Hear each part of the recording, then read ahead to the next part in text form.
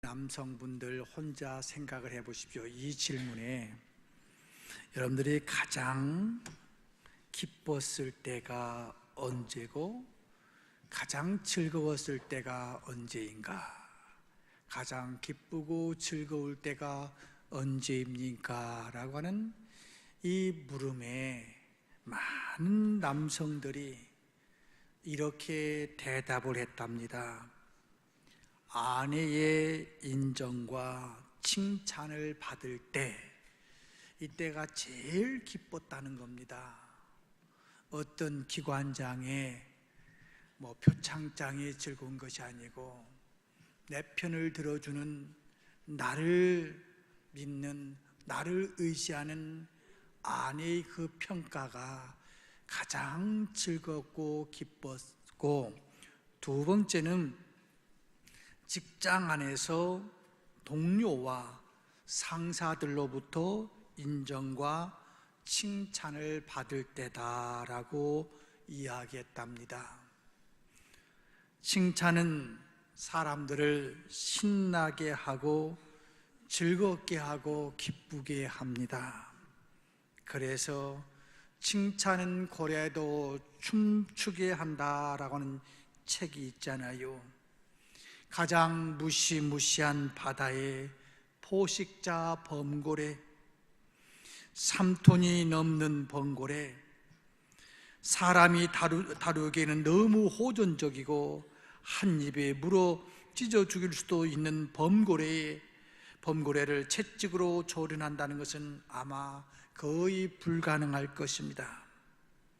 그 무시무시한 무게, 포악한 범고래를 춤추게 하는 것이 바로 칭찬이라는 거지요. 여기에 자간에서 칭찬은 고래도 춤추게 한다는 책을 쓰게 된 겁니다. 이 책에서 사람 사이의 반응을 두 가지로 나누고 있는데, 뒤통수 치기 반응과 고래 반응이라고 하는 겁니다. 뒤통수 치기 반응은 비판할 항목들을 모아놓았다가 어느 날 갑자기 뒤통수를 치듯이 쏟아부어 놓는다는 것이고, 반면에 고래 반응은 비판과 비난보다는 늘 칭찬과 격려를 하는 것인데, 아주 간단한 이론이지만은 그 결과는 엄청난 차이를 가져오더라는 겁니다. 인간은 칭찬과 격려를 받을 때 활짝 꽃을 피울 수 있습니다. 그러나 우리네 삶의 현실은 칭찬과 격려보다는 질책과 책망, 정죄와 저주로 점철되어 있습니다. 여러분은 최근에 사람들로부터 칭찬을 받아본 지가 언제였고 얼마나 있었습니까? 저는 이 설교를 준비하게 된 배경은 이렇습니다. 화요일 날만 되면은 우리 교역자, 교구장, 또 직원들 회의를 합니다. 짧게는 30분, 어떤 때는 1시간이 넘는 회의를 하면서 과연 내가 이분들에게 하는 이야기가 무엇일까? 제가 저를 솔직하게 평가를 해보니까 칭찬을 통해서 춤추게 하는 리더가 아니라 항상 지적하고 책망하고 점검하고 이것이 더 많다는 겁니다. 여러분들은 어떻습니까? 다른 사람이 무엇인가 한 것을 보면서 칭찬합니까? 비난이 먼저입니까? 오늘 본문은 이렇게 시작되고 있잖아요. 블레셋 사람에게 빼앗겼던 벗개를 70년 만에 이제 찾아옵니다. 다윗이 왕이 되어 벗개를 다시 예루살렘으로 모시기를 원했었지요. 그래서 천부장, 백부장 모든 장수들과 의논을 하고 온 회중과 합의를 하였다고 역대상에서 기록하고 있어요. 그리고 다윗은 이 무리들 중에서 3만 명의 대표들, 또 전국의 유명한 악사들을 초청합니다. 그야말로 거국적으로 하는 행사였습니다. 새 왕의 등극과 함께 전 이스라엘의 마음이 하나님 법궤 중심으로 집결되었습니다. 다윗이 법궤가 들어올 때 춤을 추었지요. 70년 만에 빼앗겼던 이 법궤가 다시 돌아오니 얼마나 기쁘겠습니까? 요단강을 가를 때, 여리고 성이 무너질 때 맨 앞에 나갔던 능력의 법궤, 이 법궤가 70년 만에 다시 돌아오니 다윗은 너무너무 기뻤습니다. 그런데 말입니다, 이때 찬물을 끼얹는 일이 벌어집니다. 다윗은 너무너무 좋아서 춤을 추며 기뻐했는데, 그때 저 창문가에 한 여성, 이 다윗의 아내, 바로 미갈이라고 하는 사람이 그 광경을 창문으로 보고 있었습니다. 오늘 성경은 마음속으로 그를 업신여겼다라고 이야기하고 있지요. 비웃습니다. 마음으로 비웃기만 한 것이 아닙니다. 다윗이 이제 집에 돌아오니까 사무엘하 6장 20절에 보면 오늘 이스라엘의 임금으로서 채통이 볼만하더군요. 건달처럼 신하들의 옆편네들 보는 앞에서 몸을 온통 드러내시다니, 다시 말하면 당신 임금으로서 채통머리가 없게 걔 덩실덩실 춤추는 게 뭐요? 그것도 여자 앞에서 그게 뭐하는 짓이요? 하면서 비난의 화살을 자기 남편에게 지금 쏘고 있습니다. 심리학자는 결함이 가장 많은 사람이 남을 가장 비판한다고 말하고 있습니다. 다른 사람의 할 일을 업신여기고 경멸하고 조롱하며 상대방의 약점을 풍자하며 비웃기를 좋아합니다. 여러분들 한번 가만히 생각해 보십시오. 혼자 판단해 보십시오. 저 사람 엄청나게 교만해. 이렇게 말하는 자신이 교만한 사람보다 더 교만해서 견딜 수가 없다는 거예요. 미갈이라고 하는 여인, 왜 자기 남편을 비난했을까요? 왜 왕을 비난했을까요? 자기 남편을 사랑했기 때문에 그럴까요? 아닙니다. 자기 중심적이었습니다. 남편인 다윗은 법궤가 70년 만에 돌아오니 얼마나 기쁜지 몰랐어요. 체면이 문제가 아니었어요. 그는 하나님 앞에서 겸손하게 배워, 즉 평민의 복장을 하고 하나님이 왕이시다, 하나님이 왕이십니다 하는 자세로 법궤를 맞으며 춤을 추었습니다. 다윗은 온 마음과 정성을 다했고 사람의 체면을 의식하지 않았으며 사람의 눈치를 보지 않고 진솔한 마음으로 하나님께 찬양을 드리며 하나님께 영광을 돌렸습니다. 그런데 미갈은 이 다윗의 마음을 몰랐어요. 자기의 체면이 앞섰어요. 저는 이 설교를 준비하면서 옛날 일이 생각나더군요. 우리나라 완행열차가 있을 때 완행열차를 타고 제가 중학교 때부터 자취를 했는데, 이제 방학 때는 서울에서 시골로 내려가고, 또 개학할 때는 어머님이 같이 올라와서 좀 살림을 몇 가지 이렇게 도우시고 내려가시는 경우가 있었습니다. 완행열차를 타면 반드시 지나가는 분이 있습니다. 그분이 누굽니까? 계란 파는 사람. 줄로 이렇게 4개 또는 5개 계란 파시는 분이 있잖아요. 40의 과부가 되어갖고 6남매를 키우시는 어머니, 그저 어린 것 중학교 아이가 서울에서 자취함에도 같이 있을 수 없는 환경인 어머니가 그래도 자식을 조금 돌보겠다고 그저 어떤 호주머니에다 꼬깃꼬깃 넣었던 돈을 꺼내가지고 계란 한 판을 삽니다. 사춘기인 저는 그 모습이 너무 창피한 거예요. 사람들 앞에 창피한 거예요. 그래서 못 본 척하고 얼굴을 돌리지요. 그러면 저희 어머님은 또 그 샀던 계란을 까가지고 얘야 이거 하나 먹어라 하면서 제 입에 댑니다. 아유 창피해, 이게 뭐요? 하면서 어머님을 마음 아파게 했던 저의 모습 생각나더라고요.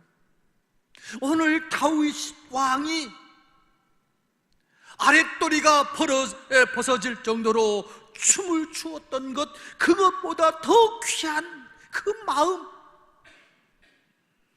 꾀죄죄한 한 여인이 계란을 사가지고 아들 먹이려고 하는 그 마음은 꾀죄죄한 것보다도 수백 배, 수천 배 귀한 어머님의 마음이 있는 것 아닙니까? 나보다 약한 사람을 도와주지 않고 조롱하고 비웃는 것은 그리스도인의 태도가 아니잖아요.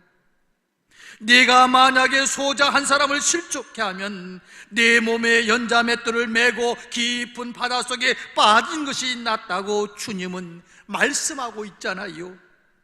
서로가 격려하고 위로하고 칭찬하면서 서로를 세워주며 살아야 되지 아니합니까?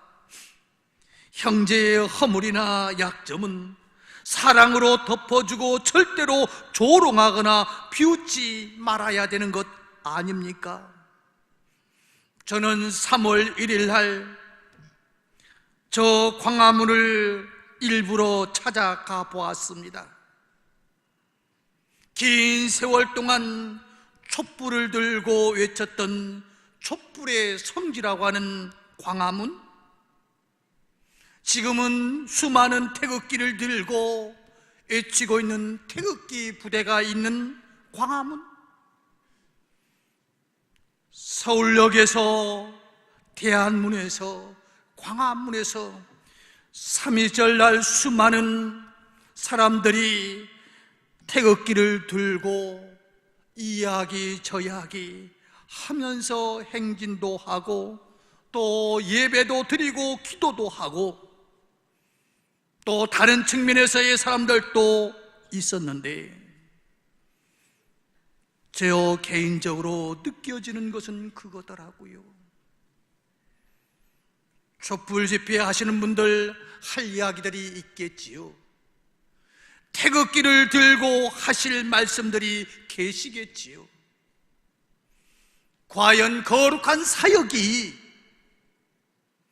촛불을 들고 태극기를 들고 상대방을 향해서 쏘는 화살이 맞고 죽어야만 되겠습니까? 하나님의 말씀은 거룩한 사역이 있는데 이 거룩한 사역은 칭찬과 격려라고 이야기하고 있습니다. 오늘 본문에 나온 다윗은 제사장들이 법궤를 메고 들어오니까 너무 좋아서 기뻐 춤춥니다. 그리고 하나님께 예배를 드리고 감사를 드립니다. 그리고 법궤를 메고 온 사람만이 아니라 모든 백성을 축복합니다. 이 말씀 속에는 백성들을 칭찬했다는 말도 포함되고 백성에게 떡을 나누어 주고 자기 가족도 축복합니다. 다른 사람이 하는 것을 보며 하나님께 영광을 돌리고 그를 축복하며 격려해 주고 칭찬해 줍니다. 사랑하는 성도 여러분, 거룩한 사역이 무엇입니까? 누구든지 할 수 있는 거룩한 사역, 이 사역은 격려와 칭찬입니다. 가정에서, 교회에서, 직장에서, 이 민족에서 이런 분위기를 만드는 거룩한 사역을 나부터 시작해야 합니다. 우리는 칭찬하는 공동체가 되어야 합니다. 서로 부족한 점이 있다 하여도 칭찬해야 합니다. 서로 마음에 맞지 않는 일을 다른 사람들이 한다 할지라도 칭찬하며 격려해야 하지요. 왜냐하면 우리 주님 예수님이 그렇게 사셨습니다. 복음서를 읽어보면 예수님께서 죄인들을 칭찬하시는 경우가 너무너무 많이 있습니다. 특별히 마태복음 8장에 보면 백부장 한 사람이 등장합니다.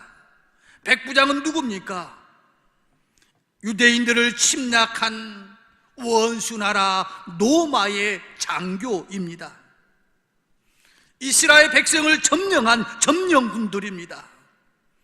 그래서 유대인들은 더러운 이방인이라고 단정했습니다. 그런데 예수님은 로마 사람 백부장을 인정하고 칭찬합니다. 보통으로 인정하고 칭찬한 것이 아니고 최고로 인정하고 최고로 칭찬했습니다. 내가 진실로 너에게 이르노니 이스라엘 사람 중에 이만한 믿음 가진 사람 아무에게도 발견하지 못했다고 칭찬합니다. 물론 백부장의 칭찬할 만한 칭찬이 있었기에 했을 거라고 생각합니다만 그렇지 않습니다. 어떤 모습을 보느냐에 따라서 칭찬도 하고 비난도 할 수가 있습니다. 얼마 전이었습니다. 어떤 모임, 10여 명의 모임이 있는데 어떤 분 핸드폰에 카톡이 하나 들어왔습니다. 그러니까 그 똑같은 사진을 보면서 자기가 어떤 생각을 하느냐에 따라서 그 사진을 보고 비난도 하고 변호도 하더라고요. 여러분들도 그런 사진을 받아본 적이 있는지는 모르겠습니다만 그 사진의 장면은 우리 대통령과 저 북한에서 온 김모라고 하는 그 사람입니다. 그 사진은 이렇게 찍혀 있습니다. 우리 대통령은 머리를 숙이면서 악수하고 있고 그 사람은 뻣뻣하게 악수를 하고 있습니다. 그러니까 한 부류의 사람은 이렇게 말합니다. 어떻게 적장한테, 어떻게 우리 국민의 생명을 빼앗아간 그놈한테 대통령이 그럴 수 있느냐고, 대통령이 아니라고. 그런가 하면 한편은 이렇게 말합니다.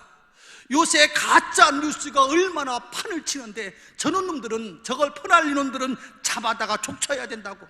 저거 분명히 진짜가 아니고 합성 사진일 거라고. 똑같은 사진을 보고 똑같은 팩트 안에서 내가 어떻게 생각하느냐에 따라서 입에 거품을 물면서 비난하기도 하고 침이 마르도록 변명하기도 하더라고요. 여러분들은 어느 편에 서시겠습니까? 저놈들은 찢어 죽여도 마음이 풀리지 않는 로마인을 향해서 우리 주님은 칭찬하고 있습니다.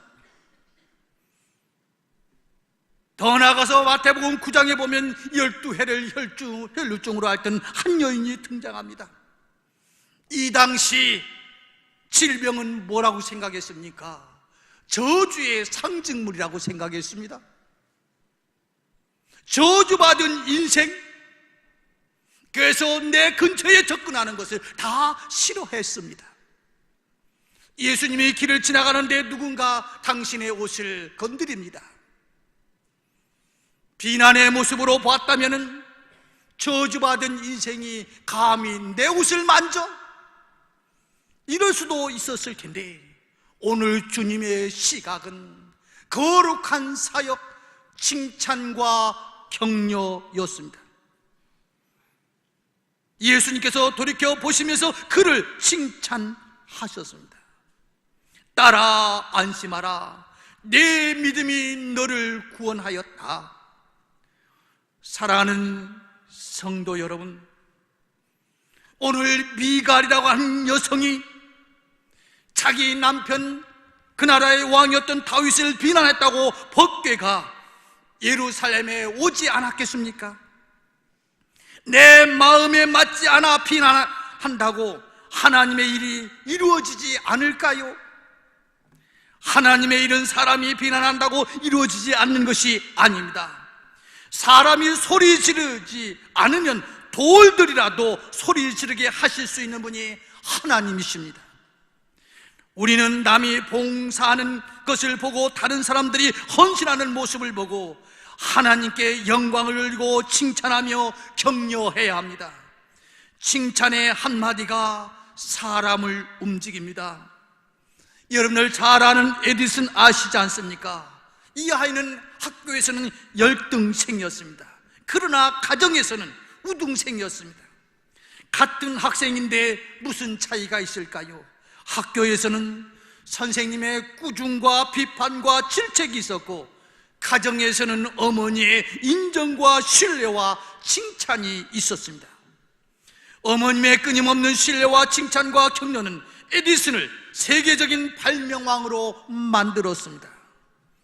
칭찬은 바보를 천재로 만든다는 말이 있습니다. 칭찬하지 못하고 비난한 결과가 무엇입니까? 왜 우리가 거룩한 사역, 칭찬과 격려에 동참해야 합니까?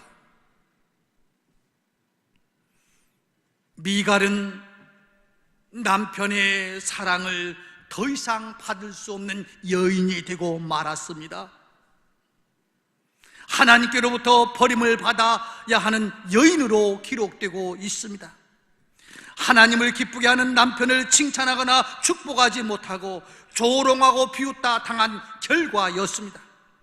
이러한 징계를 보면서 하나님도 너무 하셨다고 말씀할 수도 있을 것입니다. 그러나 이것은 대단한 사건이었습니다. 남편에게 도전하는 것이 아니라 하나님께 정면으로 도전하는 것이었습니다. 사실 미갈은 얼마나 은혜를 받은 사람이었습니까? 이 다윗을 이 미갈이 짝사랑하고 있었어요. 아버지 사울 왕이 보니까 이 다윗이 범상치가 않거든요. 그래서 저놈 고개를 못 들도록 하기 위해서 어떻게 할 건가 해서 자기 아내를 딸을 줘갖고 다윗을 코끼리라고 해가지고 다윗에게 억지로 갖다 맡긴 그 여인과 같은 모습이었단 말이에요.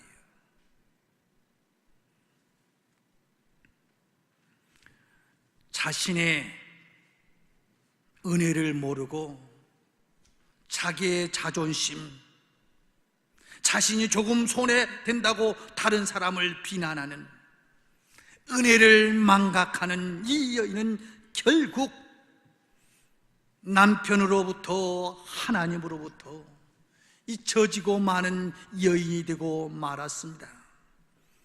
그러므로 우리는 칭찬하는 사람이 되어야 되지요. 예루살렘 7 집사들 칭찬을 받았습니다. 믿음과 지혜가 충만했기 때문에 그렇지요. 우리 스스로는 이렇게 믿음과 성령의 충만을 통하여서 칭찬받는 사람으로 살아가야 될 뿐만 아니라 내 입술을 통해서, 내 시각을 통해서는 다른 사람을 칭찬하는 거룩한 사역을 감당해야 됩니다. 사람을 칭찬해야 될 2가지가 있습니다. 하나는 사람은 누구나 자연적인 선함과 아름다움을 지니고 있는데, 우리가 그 자연적인 선함과 아름다움을 칭찬할 때 그 선함과 아름다움이 발전하고 성장하기 때문이고, 2번째는 사람은 누구나 믿음을 가지기 시작할 때 영적 선함과 아름다움이 피어나는데, 우리가 영적인 선함과 아름다움을 칭찬할 때 그 영적인 선함과 아름다움이 더욱더 발전하고 성장하기 때문에 그렇습니다. 그러므로 우리는 이제 거룩한 사역에 칭찬과 격려는 누구나 할 수 있는 이 거룩한 사역을 감당해야 합니다. 우리는 다른 것은 몰라도 영혼을 빛나게 하는 일은 할 수 있습니다. 그것은 바로 칭찬과 격려입니다. 이건 돈 없이도 할 수 있는 일입니다. 이건 명예가 없어도, 권력이 없어도, 재능이 없어도, 못 배워도 할 수 있는 일입니다. 누구나 할 수 있는 거룩한 사역, 영혼을 살리고 영혼을 춤추게 하고 영혼을 빛나게 하는 일, 이 거룩한 사역에 평생 목숨을 한번 걸어보면 어떻겠습니까? 우리가 만나는 모든 인간관계를 꽃처럼 피어나고 보석처럼 빛나고 별처럼 반짝반짝하게 하는 거룩한 사역, 칭찬과 격려. 칭찬은 사람을 아름답게 만듭니다. 하나님은 우리 못난 것들을 보시고 황송하게도 예뻐하셨습니다. 사랑스럽다고 하셨습니다. 아름답다고 하셨습니다. 의롭다고 하셨습니다. 충성스럽다고 말씀하시기도 합니다. 우리가 완벽하기 때문에 하나님께서 우리에게 이렇게 평가하는 것이 아닙니다. 오늘 이 미갈의 사건을 통해서 하나님은 우리에게 말씀합니다. 너, 그 한량한 자존심, 내 어머니가 결혼 하나를 그 한 줄을 살려고 생각할 때 수없이 지구 세 바퀴 네 바퀴를 돌면서 이 돈을 써야 될 것이 안 써야 될 것인지 생각하다가 그래도 내 아들 하나 먹이는 것이 낫지 않겠느냐고 하면서 돈을 꺼내는 어머니 앞에 창피하다고 하면서 어머님의 그 마음을 몰라주는 인생이 아니라 내 자존심, 너의 그 완벽하지도 않은 그 판단력 가지고 남을 비판하고 판단하면서 하나님은 그 사람이 어떤 사람입니까? 당신의 아들 예수 그리스도를 주기까지 사랑했던 온 천하보다 귀한 그 영혼들을 내가 어떤 한 부분을 보면서 그렇게 쉽게 비판하다가 미갈과 같은 안타까운 인생을 살 것인지, 칭찬과 격려를 통해서 거룩한 사역, 인간관계를 꽃처럼 피어나게 하고 보석처럼 빛나게 하고 별처럼 반짝반짝하게 하는 축복의 사람으로 살 것인지를 결단하라고 합니다. 다른 것은 하고 싶어도 능력이 없어서 못하고, 어떤 것은 하고 싶어도 알지 못해서 못하고, 어떤 것은 하고 싶어도 정보가 없어서 못하지만 이 거룩한 사역은 누구든지 다 할 수 있습니다. 아니, 가장 기뻐하는 사역이 바로 거룩한 사역, 칭찬과 격려입니다.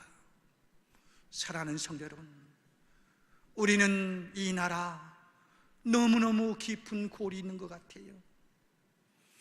지금도 수많은 사람들, 대통령이 아니라고 외치는 사람들도 많고, 과거 사람들 다 죽일 놈들이라고 단정하고 이것저것 하는 분들도 있고요. 여러분들, 중요한 것은 그보다 더 중요한 것이, 창피한 것보다 더 중요한 것이 어머님의 마음을 알아주는 것이고, 창피한 것보다 더 중요한 것이 저렇게 바지가 내려가면서 춤추는 내 남편 다윗 왕의 마음을 알아주고 하나님의 마음을 아는 것이 더 중요한 것이지, 우리의 식견이 중요한 것이 아니라고 말씀하고 있습니다. 말씀을 맺습니다. 거룩한 사역, 칭찬과 격려에 함께 동참하시는 우리 모두가 되시기를 주의 이름으로 축원합니다. 기도하겠습니다. 하나님 아버지, 가장 교만한 사람이 교만한 사람의 꼴을 보지 못한다고 합니다. 하나님,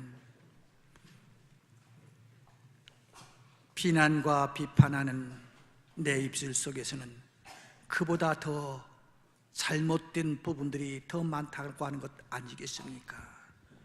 주님, 미갈과 같이 내 심중에서 남편을 무시하는 인생이 아니라 칭찬과 격려를 통해서 예수님처럼 별처럼 반짝이고, 예수님처럼 보석처럼 빛나고, 예수처럼 꽃처럼 피어나는 우리의 인생이 되게 하여 주옵소서. 예수님의 이름으로 기도드리옵나이다.